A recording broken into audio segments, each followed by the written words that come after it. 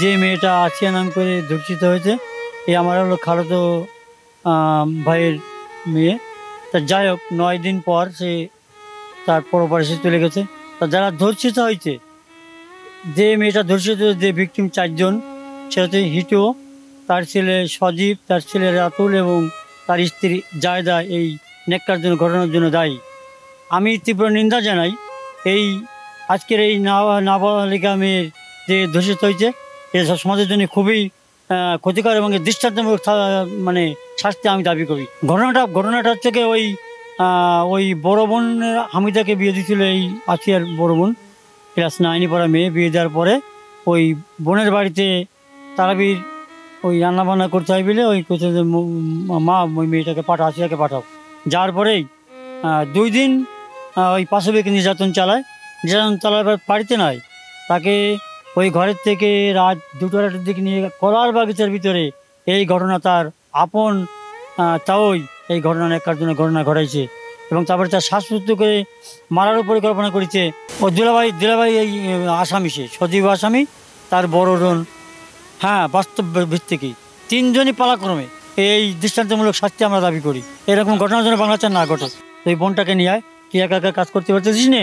তারপরে মায়ের কাছে বলে ওই মেয়েটাকে নিয়ে যায়। আসিয়াও কিন্তু হামিদা কিন্তু ধর্ষণের শিকার হয়েছে, কারণ হামিদার বিয়ে হচ্ছে সজীব মেজো ছেলের সাথে।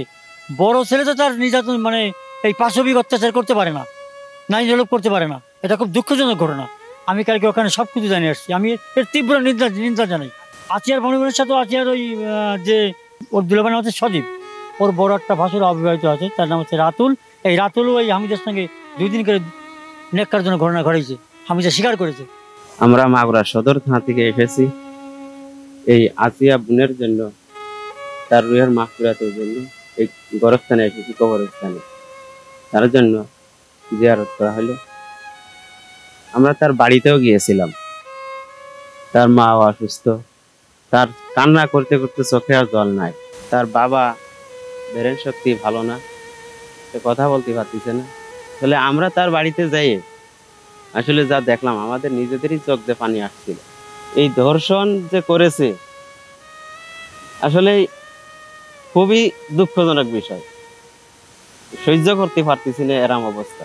তা আমি এইটুকুই অনুরোধ করি, এই ধর্ষণকারীদেরকে এই সরকার খুব দ্রুত বিচারের আওতায় আনে, তাদের যাতে খুব দ্রুত ফাঁসি হয়। ছোট্ট শিশুটি যে নির্যাতন করে মারা হয়েছে, আমরা তার বাড়িতেও গিয়েছিলাম, তার শ্বশুর বাড়িতেও গিয়েছিলাম। আসলে যখন মানুষ জানছে যে সে বাচ্চাটা মারা গেছে, তার সাথে সাথেই তার শ্বশুর বাড়ির সমস্ত বাড়ি ঘর সব কিছু জ্বালিয়ে পুড়িয়ে সারকার করে দিয়ে আছে। এইভাবেই যেন ওই নির্যাতনকারীদেরকেও দেশ থেকে এইভাবে জ্বালিয়ে পুড়িয়ে সারকার করে দেওয়া হয়, তাদের কোনো নিশ্চিন্ততা এলাকায় না থাকে, এটাই যেন সর্বোচ্চ শাস্তি তাদের দেওয়া হয়। আর তাদের বাড়িতেও গিয়েছিলাম, তার মা বাপ আত্মীয় স্বজন সবাই খুব দুঃখ কষ্ট প্রকাশ করছে। তাদের দেখলে আর কি আমরা অনুভব করব, কিন্তু সারা বিশ্বের মানুষ এটা দেখতেছে যে তাদের যে কষ্ট দুঃখ, এটা দেখলে আসলে সবারই হৃদয় কেঁপে যাবে। আসলে এর যে শাস্তিটা এভাবে কিভাবে দিলে হবে, এটা সাধারণ মানুষ যারা আছে এরা এদের বিচার করা উচিত ছিল, প্রশাসনের হাতে না দিয়ে। আমরা সবাই চাই যে তাকে ছেড়ে দিক, দিয়ে সবার মানুষের মাঝে তাকে তুলে দিক, যার যেভাবে ইচ্ছা সেইভাবে তাদের শাস্তি দিক। সারা বিশ্বের মানুষ এটা দেখা উচিত যে আসলে এই রকম কাজ করলে যে কিভাবে শাস্তি হওয়া উচিত, এটা তারা সবাই দেখবে শুনবে, যাতে পরবর্তীতে কখনো এই ধরনের একটা ঘটনা সারা বিশ্বে কোথাও না হয়।